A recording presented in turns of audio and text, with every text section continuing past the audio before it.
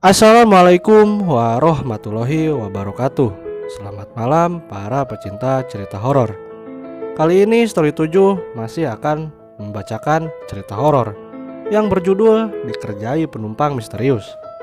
Bagi penonton setia Story 7 ataupun yang sudah subscribe, saya ucapkan banyak terima kasih. Semoga rezeki kalian lancar dan juga diberi kesehatan. Amin. Mari kita ke ceritanya. Selamat mendengarkan.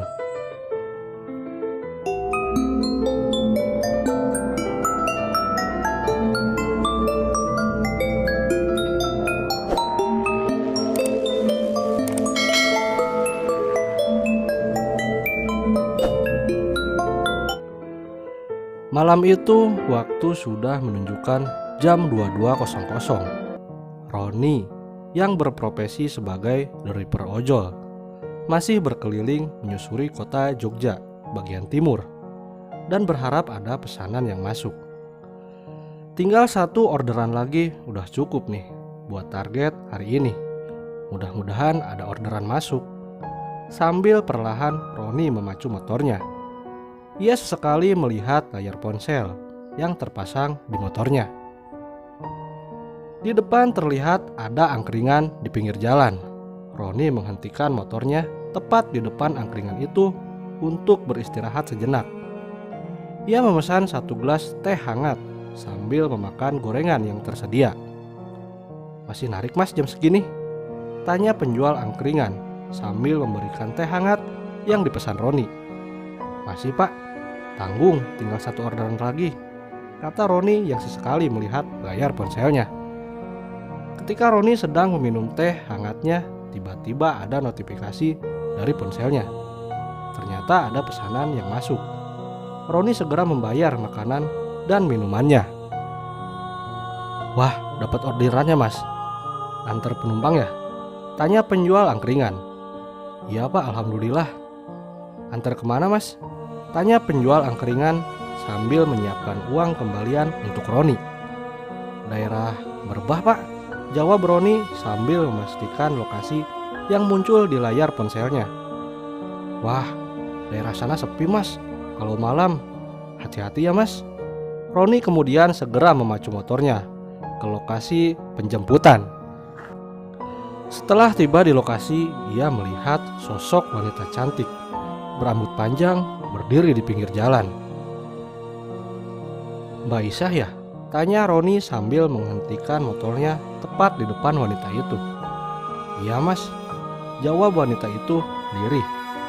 Roni segera memberikan helm kepada wanita itu dan kemudian wanita itu naik ke atas motornya.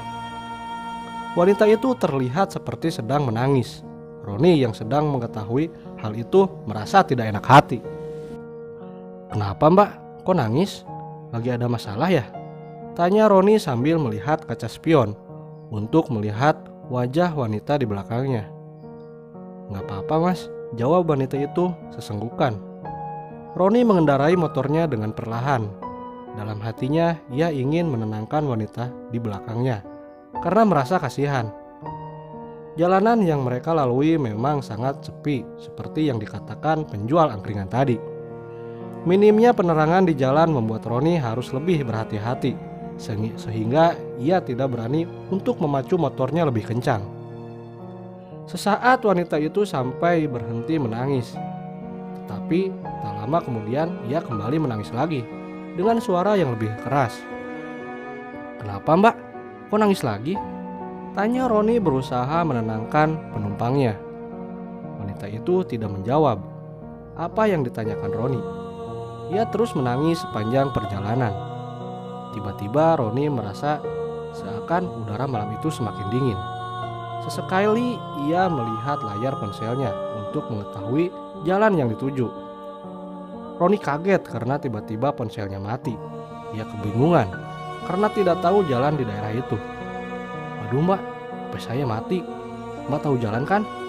tanya Roni sambil beberapa kali menyentuh layar ponselnya, berharap ponsel tersebut bisa nyalakan lagi. "Iya mas," jawab wanita itu lirih yang tiba-tiba menghentikan tangisannya. Roni merasa lebih tenang karena wanita itu tahu jalan dan ia tidak lagi mendengar suara tangisan. Di tengah perjalanan Roni merasa kebingungan. Ia merasa jalan yang ia lewati saat itu adalah jalan yang sudah ia lewati sebelumnya. Kayaknya tadi udah lewat sini. Bener ini jalannya, Mbak? Wanita itu tidak menjawab. Hawa dingin semakin terasa. Samar-samar Roni mencium bau anyir. Di tengah perjalanan badannya mulai merinding dan ia mulai merasakan ketakutan. Tiba-tiba pundaknya ditepuk oleh wanita yang duduk di belakangnya. "Berhenti sini aja, Mas. Sudah sampai," kata wanita itu sambil beberapa kali memukul pundak Roni. Roni kemudian menghentikan motornya di tepi jalan. Ia merasakan ada yang aneh. Roni merasa tempat itu sama seperti tempat ketika ia menjemput penumpang wanita yang sekarang memboncengnya. Semakin kuat bau anyir itu terasa. Wanita itu kemudian turun dari motor dan mengembalikan helmnya kepada Roni. Ketika hendak mengambil helm itu, Roni melihat ke arah wanita itu. Betapa kagetnya Roni ketika yang dilihatnya adalah sosok wanita yang menyeramkan. Wajahnya seperti tak berkulit yang menunjukkan otot-otot wajahnya. Mata sebelah kanan seperti akan keluar. Mulutnya yang lebar dengan gigi-gigi tajam mengeluarkan darah. Dan rambut yang terlihat rapi sebelumnya berubah menjadi berantakan. Roni sangat terkejut dan ketakutan. Ia tancap gas motornya untuk segera pergi dari tempat itu. Tapi yang dirasakan Roni, motor itu terasa berat sekali, sehingga motor yang dikendarainya tidak bisa bergerak sama sekali.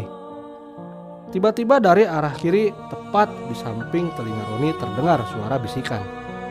"Hati-hati, Mas," wanita itu berbisik di samping Roni, yang diakhiri dengan suara tawa yang menyeramkan. Motor yang dikendarai Roni seketika bisa bergerak maju, dan Roni meninggalkan tempat itu sejauh mungkin. Ia sudah tidak peduli dengan targetnya hari itu. Roni bergegas pulang ke rumah. Di sepanjang jalan ia masih teringat dengan wajah sosok penumpang wanita yang bernama Aisyah tadi. Dalam hatinya, ia sudah tidak mau lagi mengambil orderan di daerah itu.